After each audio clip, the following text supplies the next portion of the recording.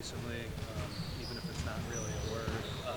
Touche. What what's like the thought process behind doing that? I know you have like those floor spots and everything. I mean, I think that everything that matters most is best achieved through competition. You win or you lose, and the loser has some level of a penalty, and that's how athletes respond best. And so when we gamify stuff, it enhances a competition, and it drills down on an area that we really want to gamify. For instance, if we want to get to the paint and a kick out three is now worth four, paint to great. That's gamifying part of the scrimmage. And these monitors that you see up where we eat, the monitors you'll see around the building in their weight room, when they're getting their ankles taped, they reinforce what's most important. So that they're eating and they're seeing it. They're getting their ankle taped and they're seeing it. And so sort of this notion of gamify is driven out of that. It's competition drilled down on a specific area that I deem to be important. How would you sum up what the 17 years in Australia meant to you, your time there, and how you grew professionally, personally? I mean, where do I begin? Like, I met my wife there. Two of my three children were born there. I did live there for 17 years, 12 in Melbourne and 5 in Sydney, and I traveled the country extensively in that whole region, in New Zealand and Tahiti, and that South Pacific area is amazing.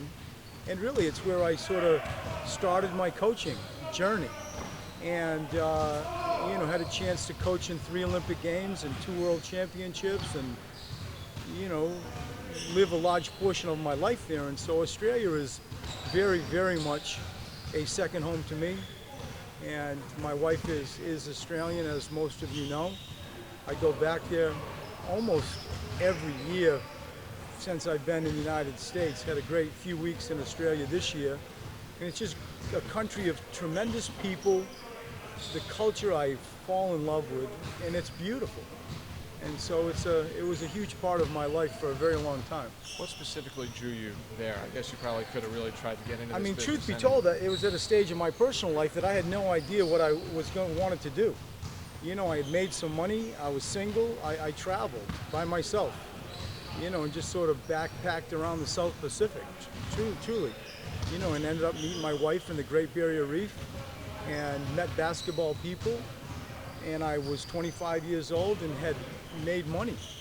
And, I just realized that I did not want to do what I was doing with AT&T. The telecommunications market blew up. It's when Judge Green, broke up the monopoly.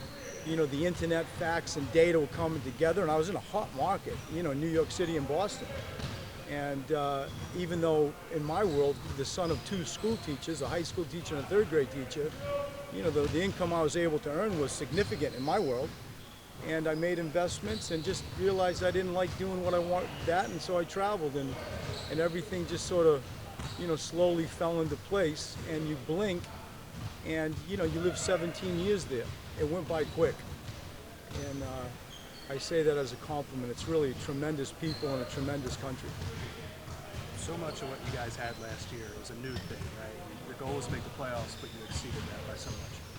Now that you can't really go too much further in the regular season, have you thought about like how to keep it fresh, how to keep things new, keep people engaged? Always. And oftentimes, just like a Mike Muscala or a Wilson Chandler, Markel on a more frequent basis, that in itself, from a like shake up the environment standpoint, that keeps it a little different. There's new blood in the gym, there's new personalities in the gym. In relation to like structural stuff, I don't feel much a need to change an awful lot. I do feel the need to like find better ways to use Ben. I do, I'm always like paying attention to the Markel Ben pairing types of things. But structurally, what we do is kind of what we do, and we'll continue to do it with some tweaks and adjustments. And then just culturally, the building is what the building is, with rules and standards and beliefs, and that's going to continue to go forward. And so I feel like the newness comes sometimes with sets of challenges, to your point, sets of personnel to my point. And we have lofty goals. I've shared with you my vision of the world, my goals for our team. And hopefully, like, gamifying things and new blood and all those things lets me keep it, alive and fresh, and keep them motivated to be excited to come to work. And so far, the group has been great to coach. There really is a balance to our gym lately. Right. Based off the things you said earlier about the time you spent in Australia, what does this game mean to you? I mean, it's really like the head coach of the team was my starting point guard when he was 16 years old. The assistant coach was my off guard, do guard, when I think 15 years old. And, Australia's putting teams. I think there's a game with the Sydney Kings in California, and, there's a team that's going to Utah, and there's a team now on the East Coast. And what I take satisfaction out of and pride out of is, in the early days, I was a part of many tremendous coaches and administrators and players that the league started to take off. My championship games were national TV, 7 o'clock live. And, we'd get 15,000, 17,000 people at the National Tennis Center for inner city games, and Melbourne was a hotbed for basketball.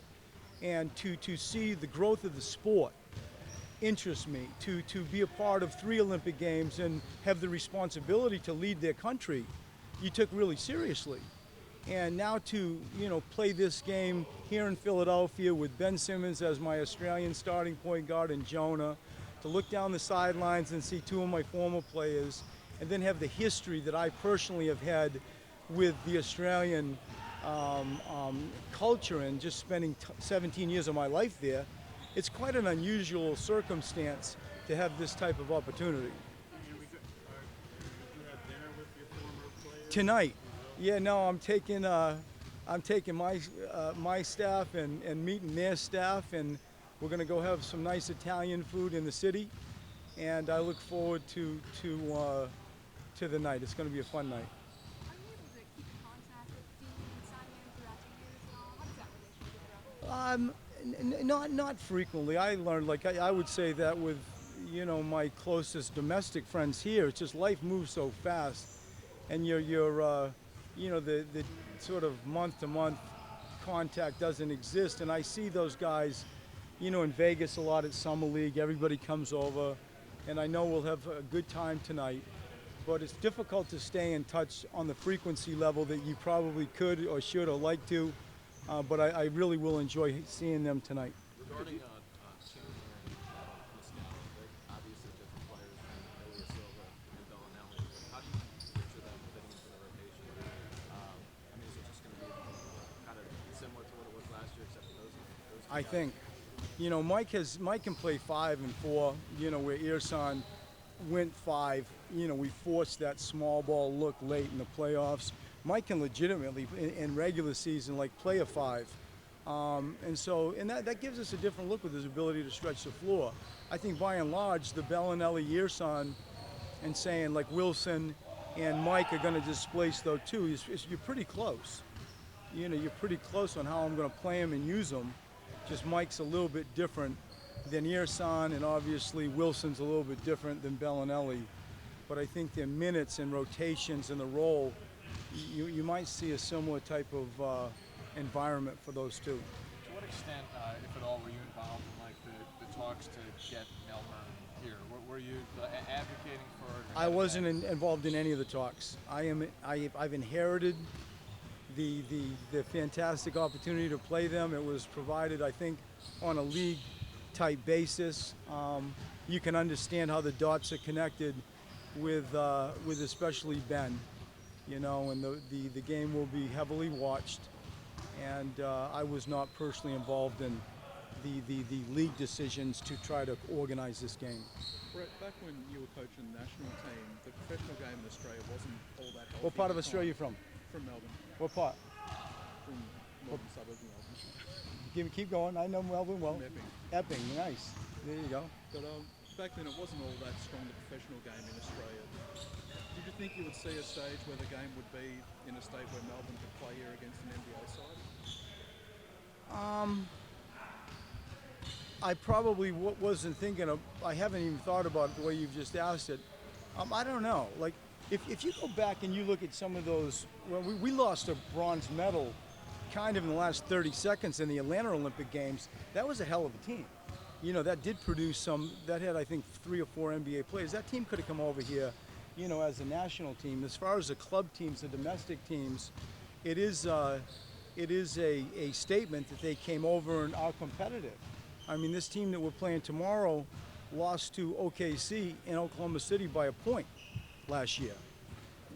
You know, that in itself should give you some level of sort of a balance of how good that they could be. Before you acquired Wilson, how many different guys? Before what? You acquired Wilson, Jalen. How many different guys do you consider as fits for that spot? Not many. Like I've been a fan of his for a long time. When we saw him, like we zoomed in. You know, we zoomed in. It's like Amir. There were probably 4 or 5 centers, 6 centers that were available, and you know I wanted Amir. And when you saw Wilson, you know, could be, you know, available in the way that we acquired him, he was a real, for me, priority.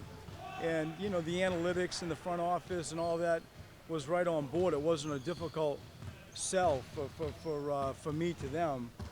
But I've always felt like he's, like I say, a modern day player that can play multiple positions.